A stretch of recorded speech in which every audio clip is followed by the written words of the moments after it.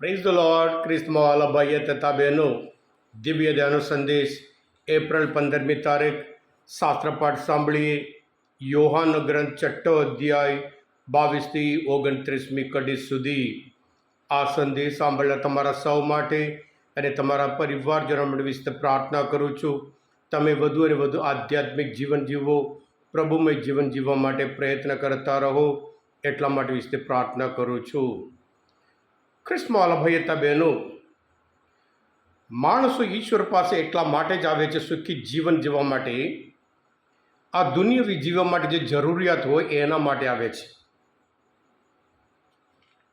એ નોકરી હોય, પૈસા હોય, પદવી હોય, સુવિધા હોય, સગવડ હોય, મેરેજ હોય, બાળક હોય, સાજાપણ માટે માણસો ઈશ્વર પાસે આવે છે.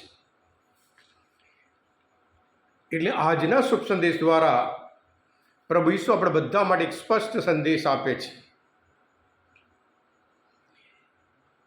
પ્રભુ ઈસુને શોધતા તોતા એ લોકો બીજા દિવસ પણ આવ્યા. પહેલા દિવસ પ્રભુ ઈસુ 5,000 પુરુષો, બીજા સ્ત્રીઓ અને બાળકોને ખવડાવ્યા, અને બીજા દિવસે ફરી એમની પાછળ આવ્યા અને પૂછે છે, પ્રભુ તમે ક્યારે અહીંયા આવ્યા, અમને ખબર નહીં, એમ કરીને કહે છે. એટલે પ્રભુ ઈસુ એમને સચોટ જવાબ આપે છે, તમે બધા મને શોધતા આવ્યા છો એટલા માટે કે તમને રોટલો ધરાઈને ખાધું, નશ્વર આહાર માટે નહીં, પણ તમે તો અવિનશ્વર આહાર માટે મહેનત કરવાની જરૂર છે, એમ કરીને પ્રભુ જવાબ આપે છે. અને છેલ્લે પ્રભુ કહે છે કે ઈશ્વરની ઈચ્છા તો એ છે કે તમે ઈશ્વરે મોકલેલા 29મી કલમમાં ઈશ્વરે આટલું જ ઈચ્છે છે કે જેણે તેને મોકલ્યો છે તેના ઉપર તમે શ્રદ્ધા રાખો. એ જ આપણા મુક્તિદાતા છે, એ જ આપણો તારણહાર છે, એ જ આપણા દરેકના જીવનમાં સાચો સુખ, સાચો આનંદ અને સાચી શાંતિ આપણને આપી શકે. એમ કરીને આપણે આપણા જીવનમાં એના માટે પ્રયત્ન કરતા રહેવાનું છે.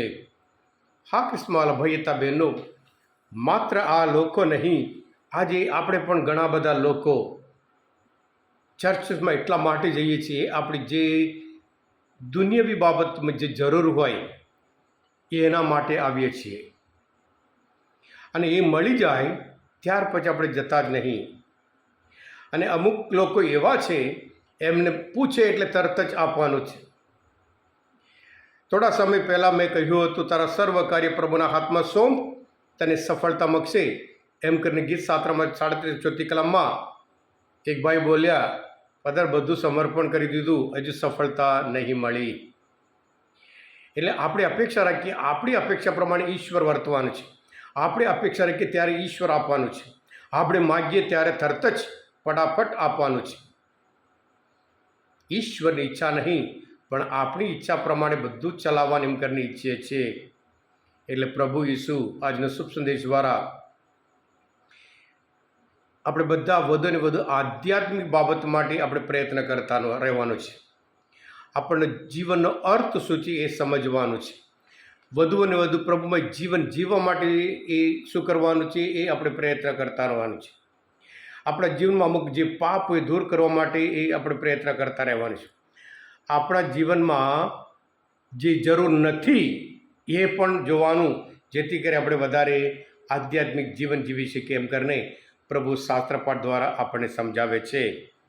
હા ખ્રિસ્તમાં ભાઈ હતા બહેનો, કે પ્રભુ ઈસુ જ મસીહા છે, એ જ મુક્તિદાતા છે. એમના દ્વારા જ આપણને મુક્તિ મળી શકે છે. બીજા કોઈના દ્વારા આપણને મુક્તિ મળી શકે નહીં, સાચો સુખ મળી શકે નહીં, સાચો આનંદ થઈ શકે નહીં, અને સાચી શાંતિ આપણે મળી શકે નહીં. કારણ પ્રભુ જ આપણને શાંતિ, સુખ અને સમાધાન અને આપણા જીવનમાં સદા આપણી સાથે રહે, આપણું જીવન પ્રભુમય જીવન એ બનાવી શકે. જ્યારે આપણે ધગસ સાથે, ઉત્સાહ સાથે, ઉમંગ સાથે, જેવી રીતે ઝાંખી પ્રભુ ઈસુને જોવા એ શ્રોતા ઝાડ ઉપર ચડ્યો, અને પ્રભુ એની ઈચ્છા જાણતા હતા. ઝાંખીને કશું જોઈતું જ નહીં, માત્ર પ્રભુ ઈસુને દર્શન કરવા, એટલી બધું એની ઈચ્છા, એક અતિ તીવ્ર ઈચ્છા. અને પ્રભુ કહે છે, આજે જ હું તારા ઘરમાં આવું છું. અને સાથે સાથે કહે છે, આ માણસ પણ અબ્રાહમનો વંશજ છે. જ્યારે ઝાંકીની જેમ આપણે પ્રભુ માટે શોધતા હોય, પ્રભુ આપણે દરેકને કહેશે, આજે આ ઘરનો ઉદ્ધાર થયો છે, આ મારા સંતાનો, આ દીકરી આ દીકરો અબ્રાહમના વંશ છે, એ સંદેશ પ્રભુ આપણને આપે છે. હા કિસ્માલ ભાઈ હતા બહેનો, આ દિવ્યધન સંદેશ શાસ્ત્રપટ સમજવા માટે, પ્રભુ ઈસુને જો સારી રીતે ઓળખવા માટે મદદરૂપ થયા હોય, દિવ્યધન સંદેશ તમે પોતે સબસ્ક્રાઈબ કરજો અને બીજા માટે પણ ફોરવર્ડ કરજો, જેથી કરી બીજા પણ ખબર પડે કે પ્રભુ આપણી પાસેથી આધ્યાત્મિક જરૂરત, આધ્યાત્મિક જીવન જીવવા માટે આપણી પાસે અપેક્ષા રાખે, જેથી કરી તેઓ પણ પ્રભુ પાસે આવે, પ્રભુમય જીવન જીવે અને બે જ મુક્તિ એ લોકો પણ પ્રાપ્ત કરે. Thank you. God bless you all. પ્રભુ ઈસુ, હું તમારામાં વિશ્વાસ રાખું છું.